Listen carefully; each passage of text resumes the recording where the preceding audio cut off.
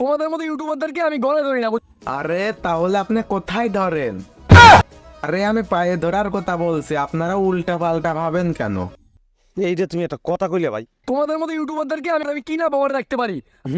রাখতে তো পারেনি, কারণ টাকার শোধনে টাকা তো আর জায়গায় পাচ্ছেন না, সেই টাকা আরো ছিঁড়ে ছিঁড়ে টিকটক করছেন। ভাই তুই যদি টাকা নিয়ে বেশি গর্ব করিস তাহলে টাকা কি দিয়ে ঢুকে যেতে বলটা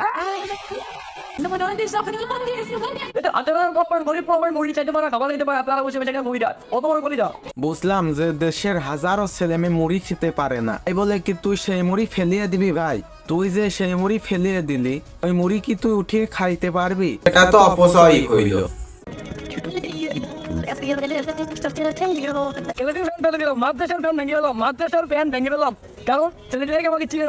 আরে ভাই তোকে তো আমিও চিনতাম না। আগামীকালকে আমার বন্ধুর সাথে আমি গিয়েছিলাম মেলা দেখতে। সেখানে গিয়ে দেখি একটি পাগল একটি ছোট বাচ্চা ছেলের গাড়ি নিয়ে ভেঙে ফেলছে। সেটি ভেঙে আবার ভিডিও করে বলছে আমি হলাম মেহেদী শুভর শিষ্য। ছেলেটি আবার ওই ক্যামেরার সামনে বলছে তোমরা যদি মেহেদী শুভ চেনো তাহলে আমি তার শিষ্য, তোমরা কেন আমাকে চিনবা না? তো আমি আমার বন্ধুকে জিজ্ঞেস করলাম এই মেহেদী শুভটা কে রে বন্ধু? তখন আমার বন্ধু বলল তোর কি ক্লাস 5-এর কথা মনে পড়ে? তখন আমি আমার বন্ধুকে বলি বন্ধু আমি ক্লাস 5-এর কথা কখনো ভুলতে পারবো না রে, কারণ ক্লাস 5-এ আমার একটি ম্যাডামের সাথে প্রেম হয়ে যায়।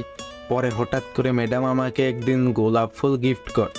একদিন হঠাৎ করে ম্যাডামকে আমি সেই কথাটা বলতে যাই, তো ম্যাডামকে আমি বলি madam I love you. Madam তো আমার এই শব্দ তিনটি শুনে মুস্কি করে একটি হাসি দিল। আমিও সেই খুশি হলাম। আরে ম্যাডাম আমাকে চোখ বন্ধ করতে বলল। আমি তো সেই খুশি, মনে করলাম ম্যাডাম আমাকে কিস দিবে। পরবর্তীতে আমি চোখ বন্ধ করলাম, কিস দেওয়ার বদলে ম্যাডাম আমার পাশার পার 5 পিস ঘাই দিয়ে গেল। তখন আমি চিন্তা করলাম যে একদিন না একদিন এই অপমানের জবাব আমাকে নিতেই হবে। পরে আমি খুব নিরিবিরি ভাবতে লাগলাম। পরে একটি মাস্টার প্ল্যান করলাম আমি, যে ম্যাডামের মেয়েকে প্রেমের ফাঁদে ফেলিয়ে তাকে সেকা দিয়ে বুঝাবো যে প্রেমের সেকা খাইলে মানুষ কি হয়ে যায়, যেভাবে আমার ম্যাডাম আমাকে সেকা দিয়েছিল। পরবর্তীতে ম্যাডামের মেয়েকে আমি আমার প্রেমের ফাঁদে ফেলাতে সফল হই। পরে অনেকদিন যাবৎ প্রেম চলতে থাকে। হঠাৎ করে আমি তাকে মন থেকে ভালোবেসে ফেলি। তারপরে সেই ম্যাডামের মেয়ে আমাকেই সেকা দিয়ে চলে যায়। পরবর্তীতে আমার বন্ধু এই গল্পটি শুনে মেলার মাঠে সত্যি সত্যিই কান্না করে দিল। কিছু কিছু ইউটিউবার ভাইরাল হওয়ার জন্য, তাদের পেজ দাঁড়া করার জন্য, তাদের ইউটিউব চ্যানেল দাঁড়া করানোর জন্য আমি মেহেদী শুভ ভাইয়াকে রোস্ট ভিডিও করতেছে।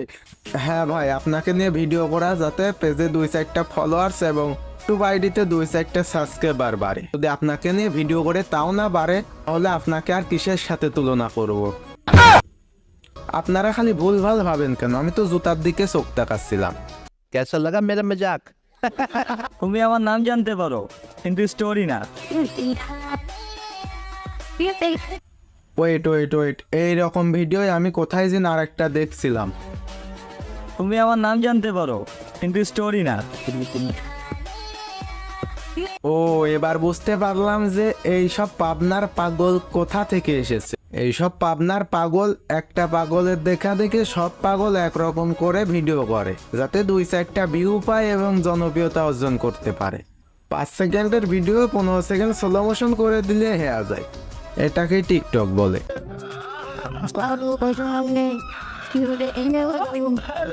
ভাই এ কিন্তু ইসলামের দাওয়াত দিয়ে বেড়ায়, সেটা কিভাবে আপনারাই দেখুন।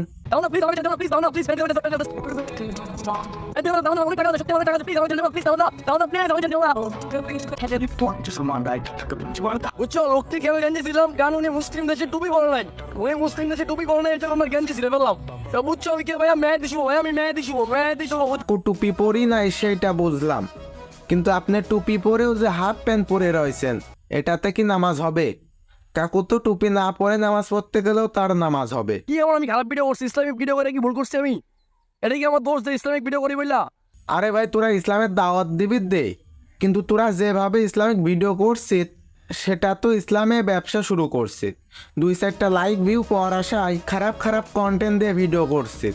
চাঁদপুরবাসীদেরকে বলছি একে দরকার হলে পাবনায় ভর্তি করে দিয়ে আসেন, তা না হলে আপনারা কিছু একটা করেন।